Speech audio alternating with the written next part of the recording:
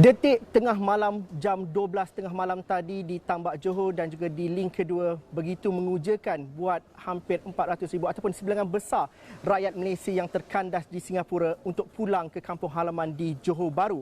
Bagaimanakah situasinya pada hari pertama, pada hari fasa peralihan ke endemik ini? Saya ingin bersama dengan anak jati Johor Bahru, Hamzah Hamid, yang mungkin dapat memberikan gambaran secara jelas bagaimanakah keadaan di Tambak Johor pada hari ini dan juga bagaimana kita melihat signifikannya pembukaan sempadan buat warga Malaysia yang tinggal di Singapura atau terkandas di Singapura.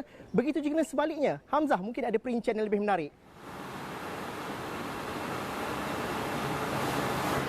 Ya, terima kasih Zul. Kira-kira 20 jam yang lalu di sinilah tempat saya berdiri dan menyaksikan pemandangan di Tambak Johor 12.01 tengah malam ketika tarikh masuk ke 1 April, dan saya melihat seperti satu pesta keramaian perarakan apabila satu kumpulan, ratusan kumpulan pejalan kaki yang pertama melintas ke tengah-tengah Tambak Johor di garis sempadan itu untuk masuk lagi 500 meter ke CIQ Sultan Iskandar. Kemudian diikuti dengan kumpulan bermotosikal dan ketika kemudian mereka yang memandu kenderaan dan juga kemudian lori.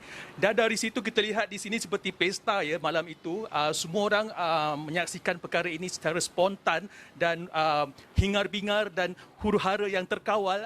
Sangat menarik di sini kerana sebenarnya berapa ramai rakyat kita di sana menunggu peluang ini untuk pulang kembali ke tanah air, dan mereka di sini disambut oleh keluarga masing-masing yang menanti mereka di sebelah Johor Bahru ini.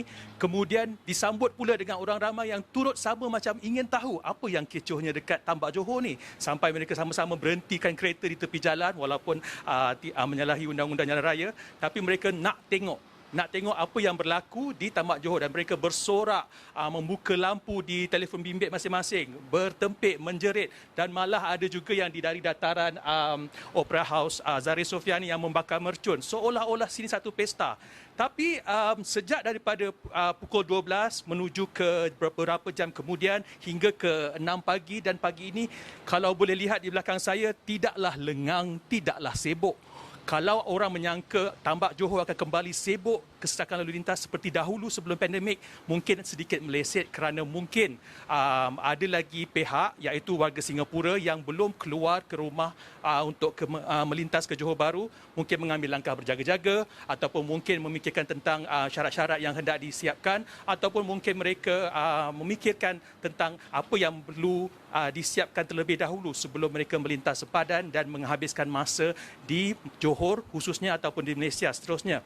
Tapi kita lihat begini ya, bayangkan ada 5.65 juta rakyat Singapura yang terperangkap dalam satu negara pulau yang sebesar 728 km persegi. Mereka tidak sabar untuk lepas bebas. Jadi Johor Bahru ni adalah pilihan yang paling mudah, murah dan praktikal untuk mereka keluar dan juga pergi ke pelbagai destinasi yang mereka mahukan. Bukan sahaja soal persaudaraan, bukan sahaja soal ekonomi, mereka mahu berbelanja.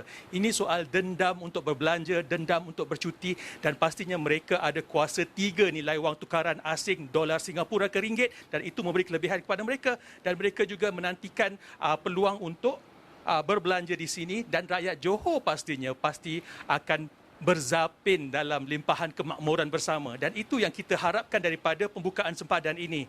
Dan apa yang kita saksikan ini, apa yang kita saksikan sekarang ini, kita harap kesesakan ini akan berganda pada esok hari kerana besok adalah hujung minggu. Setakat ini sahaja laporan dari saya, Hamzah Hamid, di pintu masuk utama negara di Selatan Semenanjung. Kembali pada Zul.